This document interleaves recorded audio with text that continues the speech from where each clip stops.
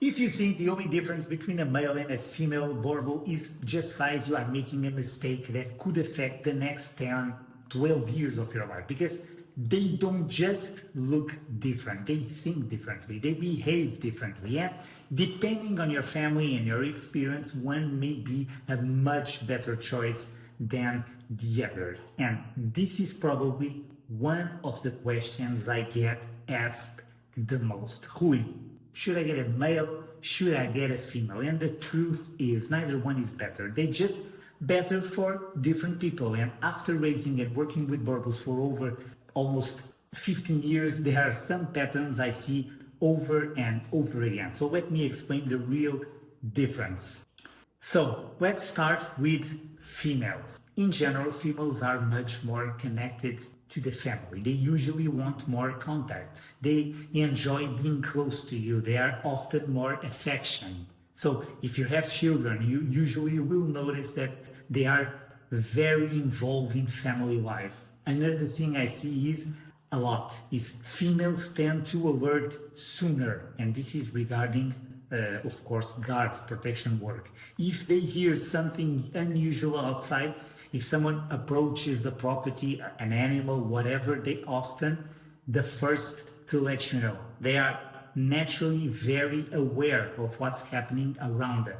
They are also usually easier to live with. That does not mean they are soft, not at all. A Boerboel female is still a very strong, dominant dog. She still needs leadership, okay? But compared to a male, they are generally easier for the average family to manage. They also tend to have a little bit more energy. They are more active, more playful, and they often enjoy interacting with the family throughout the day. Now, let's talk about the males, the big males. The first difference is obvious. They are bigger, they are more powerful, more impressive physically. When people picture a Boerboel, they usually picturing a mature male, but there's more, much more than just size. Males are usually a little bit more independent. They are still very loyal to the family. That's part of the Boerboel breed, of course, but they don't always need constant attention.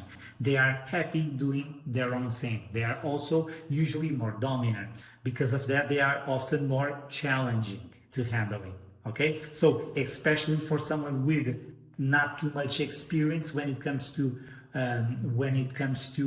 protection, dominance, etc., it will be a dog a little bit more difficult to manage. Okay, but now let's talk about protection. When it comes to protection, this is where I generally see the biggest difference. In my experience, a higher percentage of males become truly serious protection dogs. When I say serious, I mean not just dogs that bark, not just dogs that look intimidating, dogs that will actually engage if the situation requires it. That does not mean females cannot protect, okay?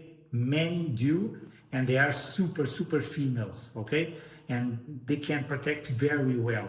But if we are talking about purely about serious protection work, the males usually have the advantage. Okay? Interestingly, they are also less likely to alert to every little thing. Many males usually stay calm, they observe, they assess, okay? And then they react if they believe it's actually necessary. Another important topic is living with other dogs, and this is something huge. This is something people don't like hearing, but it's important. A typical Boerboel male usually does not get along well with other dominant males. That's simply part of the breed. They are a mastiff type breed and a very dominant breed, okay? Sometimes I see videos online with 5, 6 adult male Boerboels all living together peacefully. Okay, people ask me, why can't mine do that? Well, in many cases, those dogs have, first of all, very low dominance levels because the Boerboel breed is getting softer and softer and softer by the day, okay? Also, they are not what I would consider a typical Boerboel temperament, okay? A strong Boerboel male usually does not enjoy sharing space with another dominant male, period.